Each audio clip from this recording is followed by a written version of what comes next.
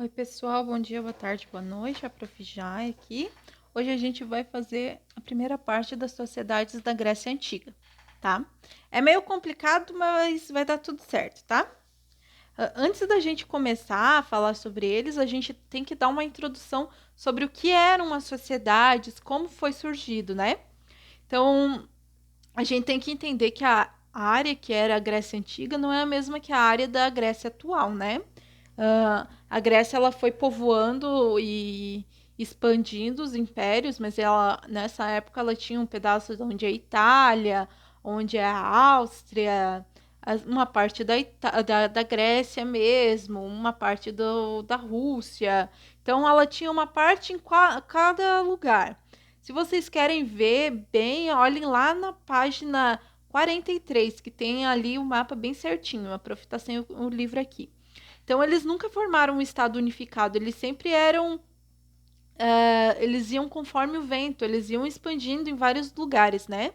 Tinham domínios em vários lugares.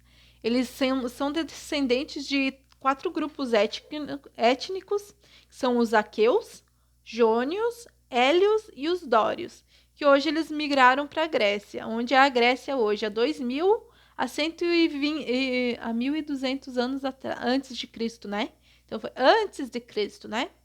Então eles não eram unificados, tinham diferentes sociedades, mas eles sabiam que eles eram da mesma cultura, porque todos vieram desses quatro, né? Então eles se sentiam é, uma família de sociedades diferentes. Eles se autoproclamavam de Hélade, né? E eles nunca se chamavam de gregos, eles se chamavam de helenos. Mais tarde a gente vai ver sobre a sociedade helênica, né? A época helênica, né? Então, aqui, entre o Minotauro, a Guerra de Troia e a escravidão antiga. Então, a história grega antiga é uma mistura de relatos reais e fantasiosos. Por que uma mistura de relatos reais e fantasiosos? Porque para eles, tudo o que acontecia era algum deus que fazia. Então, eles juntavam muito. Teve o rei Hermanoteu. Aí teve o Cupido, né? O Eros veio e flechou ele e ele casou com uma escrava. Por isso que ele casou com a escrava. Então era isso que eles faziam, sabe? Ele misturava a realidade com a fantasia. A história mais famosa é do Minotauro, né? Qual que é a história do Minotauro? É bem rapidinha, né? Tinha um cara da ilha de Creta, que foi a primeira ilha, a primeira sociedade, né? Da Europa, foi muito famosa pelos vinhos, pela pintura, pelas roupas, né? Ele, seu governador era o chamado Minos, e ele segue o conselho da Oráculo de Delfos, que é uma oráculo que fica na cidade de Delfos e que ela tem visões dos deuses, né? Claro que ela é virgem, né? Então ela acaba envelhecendo, elas trocam o oráculo. Não foi uma só, foram várias, né? Ela tem a visão do deus Apolo, que é o deus que vê o futuro e tal. Ela manda ele construir embaixo do palácio dele um labirinto para ele conter um monstro minotauro, que o monstro minotauro é filho de um homem com uma deusa, né? Quando o filho dele é morto por um ateniense, ele jura vingança e ele pede por ano que eles mandem 7 homens e 7 mulheres para alimentar esse monstro. Depois acaba tendo uma revolução dos atenienses e o Teseu, que é o herói, né? Libertou e matou o Minotauro. Então, existiu Teseu, existiu Minos, mas eles colocam o Minotauro. O Minotauro pode ter sido uma pessoa que tinha algum tipo de deficiência, mas, né, para eles era o deus, né? Deuses que fizeram isso para eles, né? Como a prof falou, a Creta era a primeira das ilhas que iriam ser a Grécia. Foi a grande civilização da Europa. Eles começaram a se acentuar ali em 6000 antes de Cristo, então são mesmo os primeiros, né? Já no terceiro ano antes de Cristo, em 3000 antes de Cristo, eles já tinham construído grandes palácios, produziam vinho, azeite, cerâmica, tecidos, a joalheria. Eles faziam também um corante, que era o corante mais caro do mundo, que era o corante roxo, que depois eles venderam para os romanos e tal. Foi ali na ilha de Creta, que foi a coisa mais cara do mundo. Uma vez a prof viu um documentário que coisa mais cara do mundo no mundo antigo. Eles foram e encontraram realmente que era essa pigmentação que tinha que ser de uma lula era bem difícil de fazer. Só uma mulher no mundo hoje sabe fazer isso daí. E era a coisa mais cara do mundo, que era roxo, né? E eles tinham contatos comerciais com a ilha do Egeu e os egípcios. Em 1400 e antes de Cristo, né, os micênicos, que foi uma civilização que começou a 2000 antes de Cristo, tomaram controle de Creta e os postos comerciais. Por que não parece que não bate? 3.000, tá, mas 3.000, então eles são mais antigos do que os micênicos são mais antigos que a ilha de Creta? Não, porque até o ano de Jesus, depois de Cristo, vai diminuindo. Então, 6.000, 5.000, 4.000, 3.000, 2.000, 1.000, 0. Daí, quando vai para Jesus, é 1.000, 2.000, 3.000, 4.000, entendeu? Então, antes de Cristo, ele vai diminuindo. Então, 1.000 é 1.000 anos antes de Cristo mesmo, tá? Ai. O período micênico durou até 1000 antes de Cristo, né? E foi durante a Idade de Ferro, né? Tudo isso aconteceu na Idade do Ferro, então a gente fala a Idade dos Metais, né? Foi ali na Idade dos Metais mesmo. Eles acabaram, esses micênicos, eles duraram até 1100 e eles falavam o grego arcaico, que seria, né, o grego mais usado, e eles tinham uma cultura militar, eles eram bem violentos mesmo, né? Com o fim dos micênicos, os dórios, originários da Macedônia, tomaram Creta, as ilhas do Egeu, invadiram Corinto, Olímpia, Micenas e fundaram Esparta, na parte chamada Peloponeso, né? São as partes da Grécia, né? Tudo isso na Idade de Ferro, como a professora falou, né? Eles refinaram a cerâmica, tiveram as tecnologias militares, começaram a criar umas espadas melhores, escudo, né? E é nessa época, na Idade do Ferro, que a gente tem o Homero, que cria 2 poemas, né? A Ilíada e a Odisseia, né? Que tá tudo escrito aqui. 1450 a.C., os messênicos tomaram controle de Creta e seus portos comerciais. Durante a Idade de Ferro, conhecemos o grande escritor Homero, da Ilíada e Odisseia. Ai, a Ilíada, a prof não lembra do que era. Eu não lembro do que era a Ilíada. Mas. A Ilíada é da Guerra de Troia, né? Que tem o príncipe de Troia. E ele rouba uma princesa grega, a Helena, né? Ele rouba a Helena da Grécia, de um dos 2 irmãos reis. E daí acaba a Guerra de Troia. Daí tem o Aquiles, que é filho da deusa, e babá. E a Odisseia é aquele cara, Odisseu, que ele acaba atrás do novelo de ouro, né? Do velo de ouro. E daí, quando ele chega, a mulher dele tá enganando todos os pretendentes, porque ele some por 20 anos e todo mundo quer ser rei. Daí ela fala que quando ela terminar o tapete que ela tá fazendo, ela irá se casar, escolher com quem casar. Só que ela fazia o tapete, mas de noite ela desmanchava tudo, uma parte, e ficava enganando eles. Enganou durante 20 anos, né? Homem é trouxa, né? Ele criou a palavra oikos, que deriva da economia e mais tarde também uma unidade de consumo e economia familiar.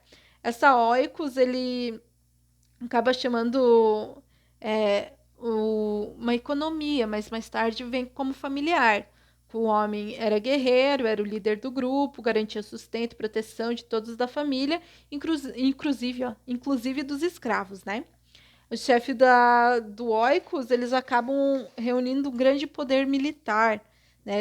E político, né? Porque ele começa a ter muito dinheiro, né? Alguém tem que pagar as coisas que ele protege, né? E eles formam uma aristocracia fechada, né? E eles reforçam parentescos, né? Então, cada cidade tem um oikos e esses oikos vão se reunindo em outras cidades em outros oikos, né? Até 200 anos, os povos gregos estavam em isolamento, mas em 900 a.C. acabou mudando aos poucos por conta de relações comerciais. A população aumentou e foram criadas novas cidades, né? Essas cidades, deixa eu ver, cidades-estado ou polis, né? Que agora a gente vai falar aqui. A partir de 700 a.C. surgiram as primeiras cidades-estados ou polis, né? Que é chamado. A polis era uma comunidade política independente. Apesar das diferenças, todas as polis tinham duas características. O que é essa política independente?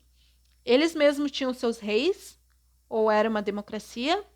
Eles mesmos, o que eles criavam, eles usavam. O que eles não criavam, eles não usavam. Era muito difícil, tinha muita guerra entre cidades e estados, as mais famosas são Esparta e Atenas, né, que guerrearam bastante. Mas todas as cidades e estado, elas têm em comum duas características, duas. Primeiro é a ágora, que era uma praça aberta, onde os cidadãos se uniam para discutir sobre a política. Cidadãos, homens, acima dos 24 anos e que eram inteligentes, que eram estudados. Pessoas ignorantes, eles não chamavam para essa ágora. E a Acrópole, que era um conjunto arquitetônico onde era construído templos e prédios nobres. A Acrópole era sempre nas montanhas. Por que sempre nas montanhas? Porque quando você vinha a cavalo, você conseguia ver já de longe onde era a cidade de Acrópole. E a maioria das vezes sempre já tinha uma estátua de um deus, do deus que protegia, né? Ali. Em Esparta, o deus espartano, né? É Ares, né? O deus da guerra. E em Atenas é Atenas, né? A deusa Atena, né? Mulheres, escravos e estrangeiros não participavam da vida política, porque eles não tinham estudo. As mulheres nem eram consideradas pessoas, nem mesmo os escravos, né? Então, Atenas, democracia antiga. A lei de Drácon, lei que aconselhava que anciões julgassem e punissem os infratores, né? Essa lei é parecida com a de Hammurabi? Não, não é parecida com a de Hammurabi, mas é uma lei que foi posta como absoluta, né? Eles mesmos julgavam. Só que, ao contrário da lei de Hammurabi, que eram todos iguais, aqui já não eram todos iguais. Se era um escravo, se o escravo roubava, o escravo era morto. Quem julgava eram os anciões, os homens mais velhos, né? Deixa eu ver. Até hoje, eles usam a palavra draconiana quando eles querem falar que é uma lei cruel. Essa lei é draconiana, porque veio desse daqui. É cruel, porque eles possibilitavam que os ricos conseguissem fugir. É aqui que a gente começa, né? Começou a democracia, começou essa coisa de os ricos podem e os pobres não, né? Solon foi o primeiro magistrado eleito e tinha poderes sociais e políticos. Proibiram a escravidão por dívidas. Então, as cidades-estados que tinham Atenas, que tinha quebrado com guerras, ali ela começa a crescer de novo. Por quê? Porque ali eles começam a tirar esses que antes eram chefes e viraram escravos por dívidas. Eles perdoaram as dívidas e eles começaram a guinar o negócio de novo, né? Psistrato, tirano. Essa palavra tirano na Grécia é diferente porque tirano, ele é eleito pelo povo de forma legal. Então aqui a gente tinha um magistrado que foi Solon. O Psistrato, ele foi um rei coroado, né? Ele fez várias coisas boas em Atenas e quando ele morreu, o reinado dele ruiu. E por último, a gente tem o Crisênesis, que inaugurou o regime democrático em Atenas, e as guerras médicas, que são entre gregos e persas por volta de 5 a.C. Essas guerras médicas, elas contaram com várias pessoas, várias cidades-estado, mas principalmente Atenas e Esparta, né? Principalmente Esparta, por quê? Porque os espartanos riam dos atenienses, eles falavam, vai lá fazer a sua democracia, né? Então eles foram bem malvadinhos. Mais tarde, quem acabou salvando todo mundo foi os espartanos, né? Mas tudo bem. Esparta, aristocracia guerreira. Atenas e Esparta se odiavam. Houve guerra de Peloponeso em 431 a 404 a.C., em que Esparta venceu. Foi uma luta bem feia, né?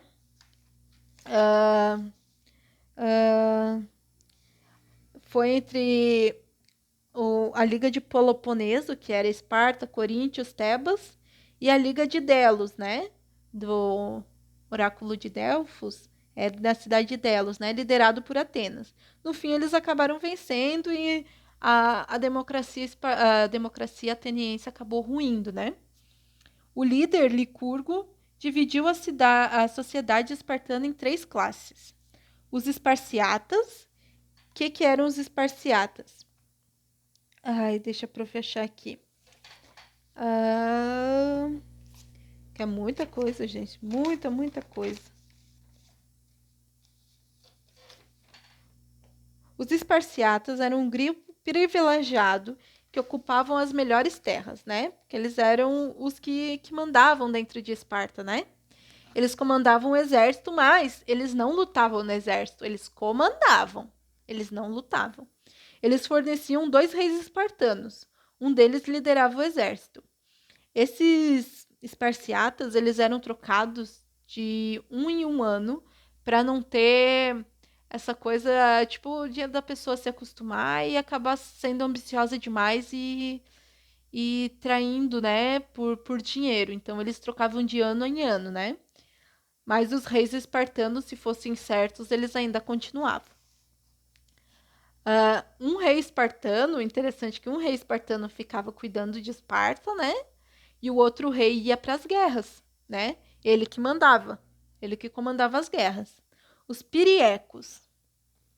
Os piriecos, eles eram comunidades autônomas na Lacônia e eles ficavam mais no artesanato e cultivo, né? Eles eram obrigados a cultivar 2 lotes para cada rei. Por quê? Porque cada lote desse os reis acabavam guardando para as guerras, né? Um lote eles usavam e o outro lote eles acabavam guardando para a guerra. Então eles nunca faltavam comida para eles, nunca faltava comida para o exército. E os periecos eles eram obrigados a ir para a guerra. Então eram os que lutavam, né?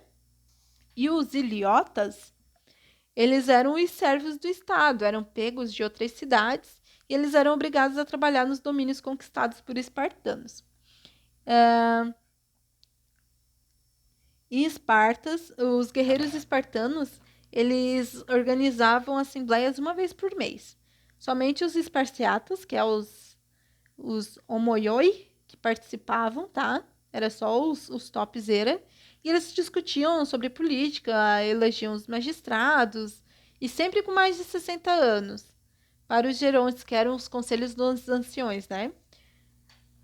Aqui, a Esparta havia 2 reis, tal, que a prof falou, né? Um comandava Esparta, enquanto o outro cuidava do exército. Mas quem mandava mesmo, além desses esparciatas, que eram os mais poderosos mesmo, eram os 5 zéforos, que eram eleitos uma vez por ano, fiscalizavam as assembleias, cuidavam dos reis e cuidavam da educação. E eles cuidavam se iriam entrar em guerras. A prof pede perdão, que não eram os esparciatas ficavam anos. Os esparciatas votavam esses 5 éforos, que eram os mais famosão, os mais poderosos, e eles sempre eram eleitos de 1 em 1 ano. Eles sempre organizavam as assembleias, eles que mandavam em tudo ali em Esparta, tá? Por hoje é isso, pessoal. Até semana que vem. Copiem em PDF, a prof vai mandar por PDF, copiem e a prof vai mandar o livro de novo em link para vocês, se vocês quiserem ver alguma coisa ou estudar melhor, tá bom? Até semana que vem.